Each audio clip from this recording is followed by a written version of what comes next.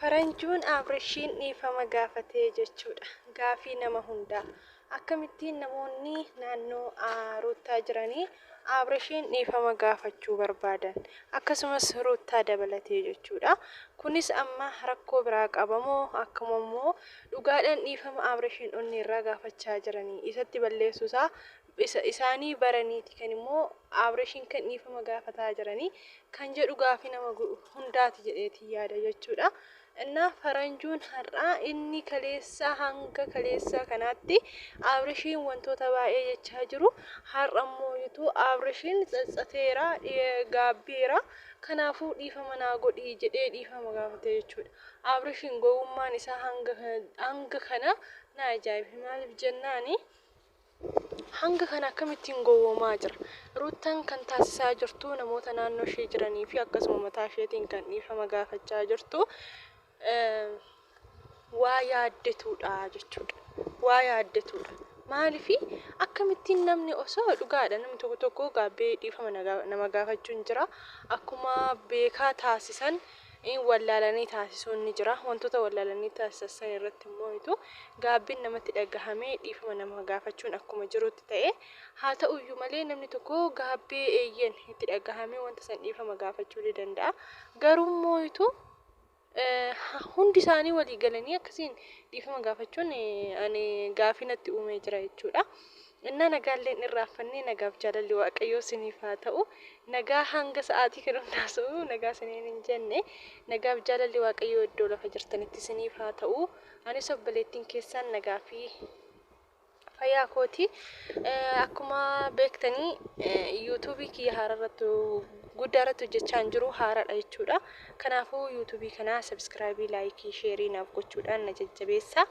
Walaa jajjabeessinu baay'een isin jaalladha baay'een isin kabaja akka kabaja guddaan biraa qabdan isin irraafatinaan isin jedha እና ሐሳስነትን ጉድሱ አኩማ አርጊታኒ ፈረንጁን አብርሽን ኢፈማ ጋፈቴራ አብርሽን ኢፈማ ጋፈቹን ኢሳ በሬደ ተኤ ገሩ ሞይቱ ኢኒ ኩን ዱጋዳ አብርሽን ዱጉማን ኦኒራ ኢፈማ ጋፈቻ ጅራ አከነመ ቶኮቲ ዱጉማን ጋቤ ከንጀደሙ ሱኒ ባኢ ጋፊ ነመቲ ኡማ የቹዳ ማሊፊ ፈረንጁን ሄርገሩት ተፊ አብርሽን ወሉላ ቱረኒቲ ጉያ ተኮሌ ጋቤ ነም አሲብ አቺ ጀዱሚቲ የቹዳ gadanti yeroo video rootani abrishirra video waraabduyyu roota sirriidha nama ishidha falmaa tureedha jechuudha inna abrishin ammoo wanti inni jedheeni baay'ee sitti balleesseera akkasitti balleesse amma hirribana dhowwaa jira kanaafuu dhiifama naaf godhi wantoota ati balleessitee ni qabda garuu morootanii deddeebitee badii balleessite baay'eetu jira isa san immoo itu osoo beekuu akka nama hin beeknetti callisee sirratti damandamaan ture garuu immoo har'a badii koo beekee balleesse beekee dhiifama si gaafadha atis immoo itu akka dhiifama naaf gootu abdiin qaba dhiifama naaf taasisii jedheeni inna abrish immoo har'a akkamittiin dhiifama na gaafachuu yaadde kaleessa nama akkasii turte kaleessa wanta akkasii gochaa turte wantoota baay'ee hoggaan jedhu akka jechi koo fudhatama hin qabneetti akka waan ani dhugaa hin qabneetti narraa dubbachaa turtanii na gochaa turtanii har'a garuu dhugaan koo akkamittiin barame jedheeni yoo dhugumaan kan dhugaa bartee dhiifama na gaafattu laphee keerraa ta'e ani immoo itu sababan dhiifama siif hin gooneef hin jiru ati immoo itu nama kana hunda nama naannoo isaanii jiru hunda keessa hanga kana yaaddee dhuftee dhiifama na gaafachuun kee baay'ee waan natti toluudha baay'ee waan na gammachiisuudha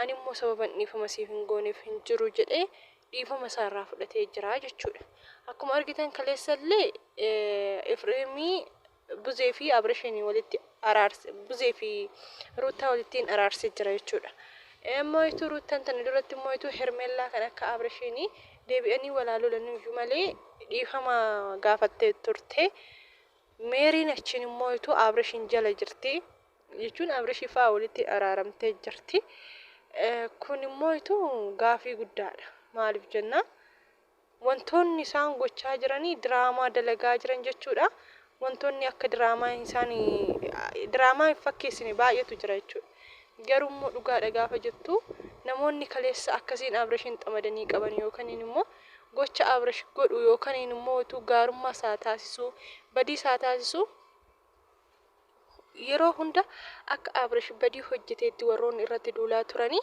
har'a garummoo itoo Abrash likkii jira jedhanii dhufuun isaanii gaafii namatti dhufu. Gaafii eenyumattuu iyyuu ni dhuumaa jechuudha.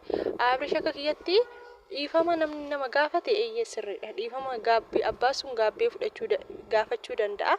Dhuguma karaa sirriirra akka karaa sirriirra hin jirre baree gaafachuu danda'a. Abrash immoo itoo dhiifama gochuun isaa baay'ee waaqayyo biratti illee kan fudhatama qabudha. Nama sitti balleesse kamiifuu dhiifama taasise akkuma jedhu macaafni qulqulluun jechuudha.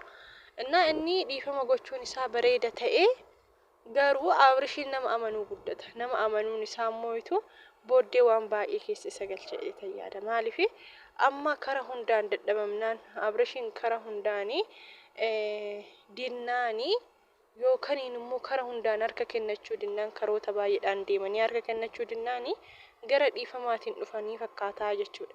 Gaafa gara dhiifamaatiin dhufanii Abrashii jara kanaan araaraman jedhee itti dhiyaachuu danda'a. Gaafa itti dhiyaate immoo itoo wantoonni baay'een iddoo kanatti uumamuu danda'an. Maaliif namni tokko erga araarameen booda bakka walitti wal argee fakkeenya mana nyaataa midhaanattuu gaafa wal argee yookaan bakka walitti wal arguu danda'a. Bakka baay'eetti wal argaa garuu immoo itoo gaafsan namarraan wantoota baay'ee godhanii wal miisisuu danda'u.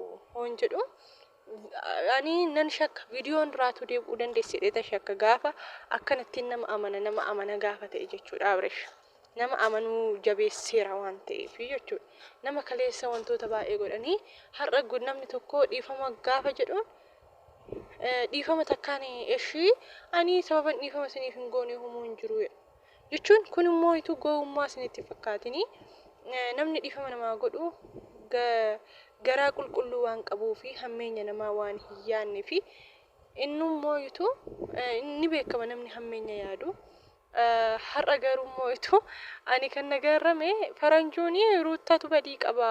Ruuttanii kana hundaa badii dalagdee kun hundinaaf hin galle turedha dhiifama gaafachuun isaa akka sobaatti hafudha. Maaliif kaleessa dhugumaan badii ruuttaa hin barree hanga kana hunda kanaasaa dhufan jechuudha. Warroonni zuura isaanii jiranii. Innaa viidiyoon kuni waan baay'ee namatti gaafii namatti uumu baay'ee qaba. Garuu immoo Abrashiin dhiifama fudhatee jira. Innaa viidiyoon kuni baay'ee kan nama hundumattuu gaafii uumudha. Akkas fakkaatan isiniin jedha. Viidiyoo kana immoo itoo please laayikii sheerii sabiskiraaybii naaf taasisa. Laayikii naaf godhaa namoota biraa akka ga'u naaf taasisa. Sheeris naaf taasisan isiniin jedha. Warroonni sabiskiraayibiin goonee sabiskiraayib gochuudhaan immoo maatii kiyyaatti dabalamaan isiniin jedha. Hanga viidiyoo biraatii walitti deebinee dhufnutti nagaan naaf turaa. Baay baay.